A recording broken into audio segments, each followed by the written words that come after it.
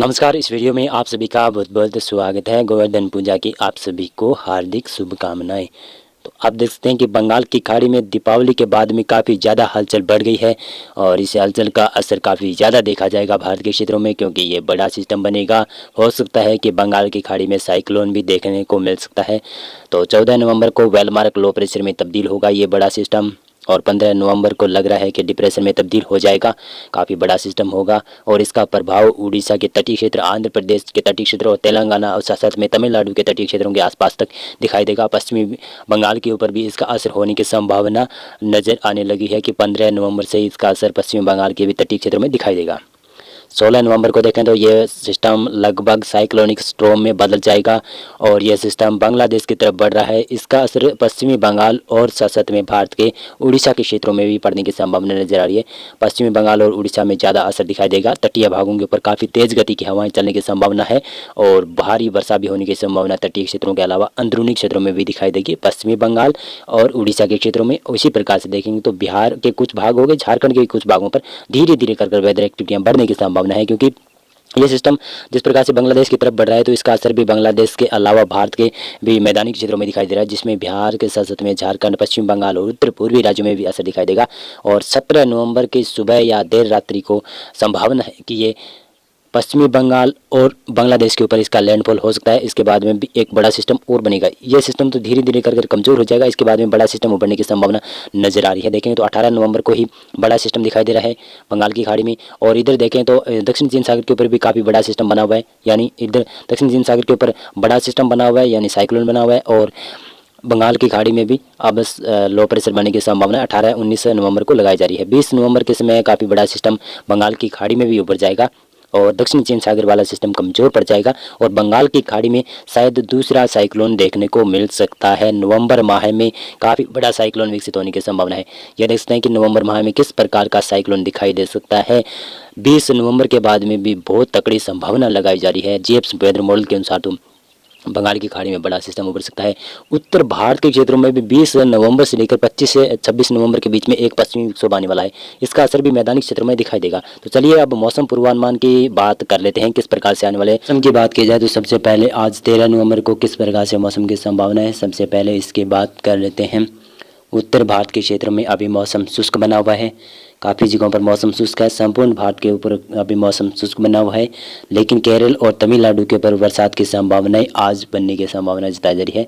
पंजाब, हरियाणा, दिल्ली और पश्चिमी उत्तर प्रदेश और राजस्थान और मध्य प्रदेश और गुजरात तक अब तापमान में काफ़ी ज़्यादा गिरावट देखी जा रही है। कुछ यहाँ पर बिहार और झारखंड और पश्चिमी बंगाल और उत्तर पूर्वी राज्यों में भी तापमान में गिरावट देखी जा रही है, लेकिन उत्तर पूर्वी राज्यों में अब तापमान धीरे धीरे बढ़ेगा और दक्षिण पूर्वी राज्यों में जिसमें उड़ीसा, पश्चिमी बंगाल, आंध्र प्रदेश के क्षेत्रों में भी अब तापमान में बढ़ोतरी देखी जाएगी, क्योंकि बंगाल की खाड़ी में बड़ा सिस्टम उभरने की संभावना है। साइक्लोन जैसा बड़ा सिस्टम उभर सकता है, हो सकता है ये साइक्लोन बन जाएगा। आज ये सर्कुलेशन के रूप में है और आज ही ये लो प्रेशर में तब्दील हो जाएगा। इसका असर केरल और तमिलनाडु के ऊपर काफ़ी ज़्यादा देखा जाएगा। भारी वर्षा और अंडमान और निकोबार द्वीपों में भी भारी वर्षा देखी जाएगी। 14 नवंबर को किस प्रकार से मौसम की संभावना है तो 14 नवंबर को उत्तर पश्चिमी भारत के क्षेत्रों में मौसम शुष्क रहने की संभावना है। लगातार उत्तरी हवाओं का जोर रहेगा। यहाँ पर गलियत, लद्दाख, हिमाचल प्रदेश, जम्मू कश्मीर और उत्तराखंड, पंजाब, हरियाणा, दिल्ली, उत्तर प्रदेश और राजस्थान, मध्य प्रदेश, गुजरात, महाराष्ट्र, छत्तीसगढ़ और बिहार और झारखंड और पश्चिमी बंगाल तक मौसम शुष्क रहने की संभावना नजर आ रही है। पूर्वोत्तर भारत के क्षेत्रों में अब धीरे धीरे कर बादलों के निर्माण की संभावना काफ़ी ज़्यादा बढ़ जाएगी। उड़ीसा के तटीय क्षेत्रों में काफ़ी ज़्यादा धीरे धीरे कर वेदर एक्टिविटी बढ़ने की संभावना नजर आ रही है।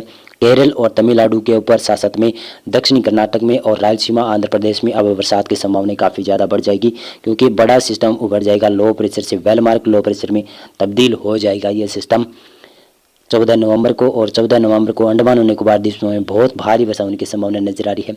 और आप देखेंगे 15 नवंबर को किस प्रकार से मौसम की संभावना है तो 15 नवंबर को उत्तर पश्चिमी भारत के सभी क्षेत्रों में मौसम अभी शुष्क रहने की संभावना है। मध्य भारत तक मौसम शुष्क रहेगा। गुजरात, मध्य प्रदेश, महाराष्ट्र, छत्तीसगढ़ तक मौसम शुष्क रहने की संभावना है। और बिहार के ऊपर भी मौसम शुष्क रहेगा, लेकिन बिहार और झारखंड, पश्चिम बंगाल में तापमान में वृद्धि होने की संभावना है। और यहाँ पर पूर्वी हवाओं का दौर देखा जाएगा, जो कि बंगाल की खाड़ी की तरफ से नमी बढ़ाएगी। बादल भी बन सकते हैं, लेकिन बरसात की संभावना बहुत कम नज़र आ रही है। और बंगाल की खाड़ी में साइक्लोन बनने की संभावना काफ़ी प्रबल नज़र आ रही है। तो ये शायद 15 नवंबर या फिर 16 नवंबर के बीच में साइक्लोन बनने की संभावना बंगाल की खाड़ी में काफ़ी व्यापक रूप से बनी हुई है।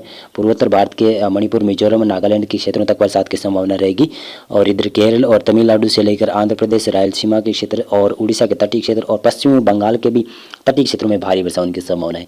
अंडमान और निकोबार द्वीप में हल्की से मध्यम वर्षा होने की संभावना नजर आ रही है।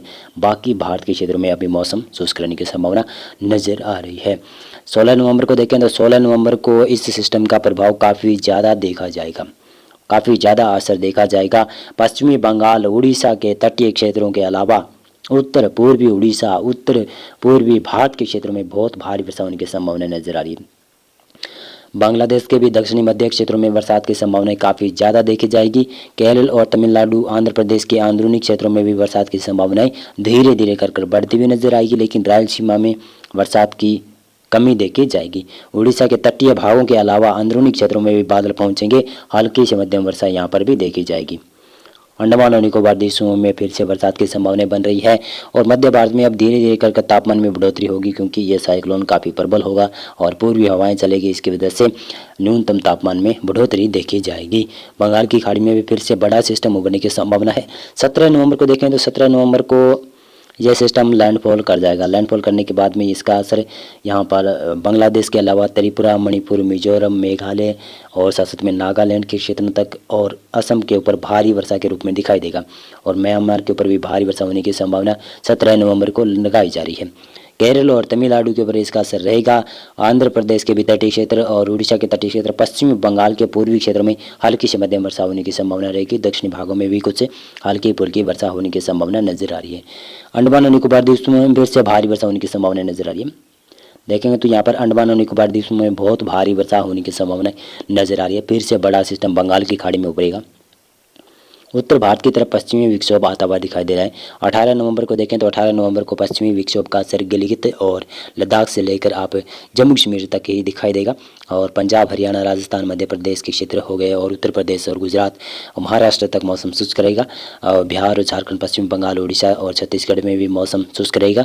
पंजाब, हरियाणा, दिल्ली और पश्चिमी उत्तर प्रदेश के अलावा राजस्थान के और मध्य प्रदेश के कई क्षेत्रों में तापमान में धीरे धीरे कर बढ़ोतरी होगी। न्यूनतम तापमान में बढ़ोतरी होने की संभावना लगाई जा रही है, लेकिन बंगाल की खाड़ी में धीरे धीरे कर अब बड़ा सिस्टम उभरने की संभावना नजर आ रही है। देखेंगे तो लो प्रेशर बन जाएगा। 20 नवंबर को यह सिस्टम लो प्रेशर में तब्दील हो जाएगा।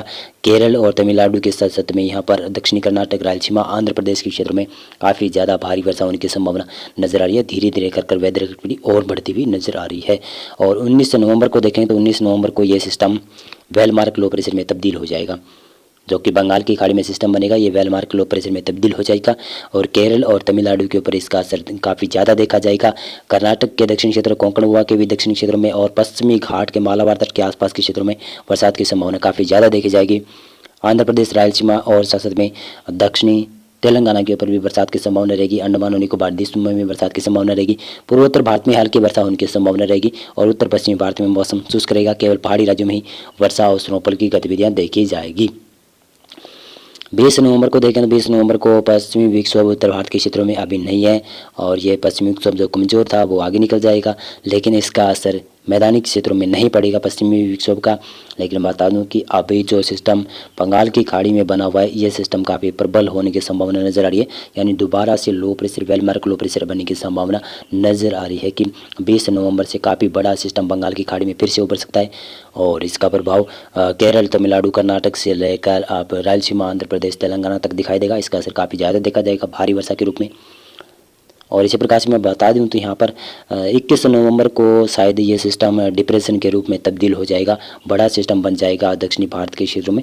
तो इसका प्रभाव केरल, तमिलनाडु, आंध्र प्रदेश के तटीय भागों के अलावा रायलसीमा और दक्षिणी कर्नाटक में भारी वर्षा के रूप में दिखाई देगा और इधर श्रीलंका और अंडमान निकोबार द्वीपों में भी हल्की से मध्यम वर्षा होगी। श्रीलंका में काफ़ी ज़्यादा भारी वर्षा होने की संभावना नज़र आ रही है।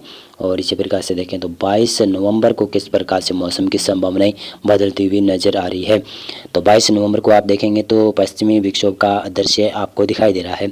ये पश्चिमी विक्षोभ शायद 25 नवंबर से पहले या फिर 26 नवंबर के आसपास आ सकता है और इस पश्चिमी विक्षोभ का असर उत्तर भारत के पहाड़ी क्षेत्रों के अलावा कुछ मैदानी क्षेत्रों में भी दिखाई दे सकता है। लेकिन अभी तो हम बात करें कि बंगाल की खाड़ी में किस प्रकार से सिस्टम बना हुआ है, तो इसका प्रभाव भी काफ़ी बड़ा देखा जाएगा। केरल और तमिलनाडु, आंध्र प्रदेश, रायलसीमा के क्षेत्रों में भारी वर्षा के रूप में सिस्टम देखा जाएगा।